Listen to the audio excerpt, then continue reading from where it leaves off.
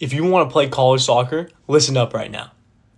Everybody's familiar with NCAA's D1, D2, and D3. Most players that are playing college soccer or are interested in playing college soccer will understand the basic differences in terms of scholarship and the level of those divisions.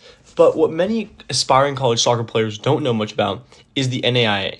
It is different than the NCAA, and I'm going to tell you more about it and why it's a very, very, very good route for college soccer players who want to get scholarship money, who want to get into a good school, and who are curious about having other options in their recruiting process. Like D1 and D2 programs, the NAIA also offers athletic scholarships, which is great. If you need a scholarship, they give academic and athletic scholarship with these programs. So that's really positive and can severely decrease the amount of money to spend on college, which is always a big factor for many players when it comes to the college soccer recruiting process. But similar to D3 programs, you can start talking to them at any age and they can respond to you and talk about your specific recruiting at any point, even before the June 15th going into junior year deadline, as the D1 and D2 programs have that restriction. So they're similar to D3 in that way.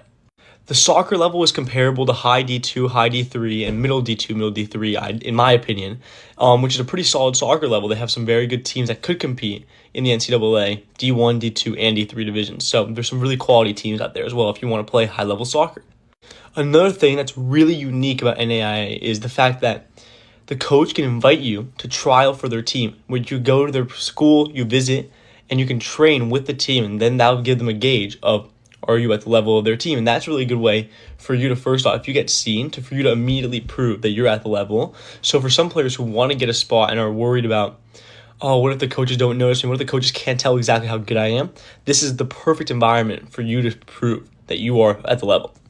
A few more details about NAIA schools. Most of the schools are usually private schools, and they range from 1,000 to 5,000 students usually. So it's a smaller school, but it's still a pretty solid size, and they're very competitive schools.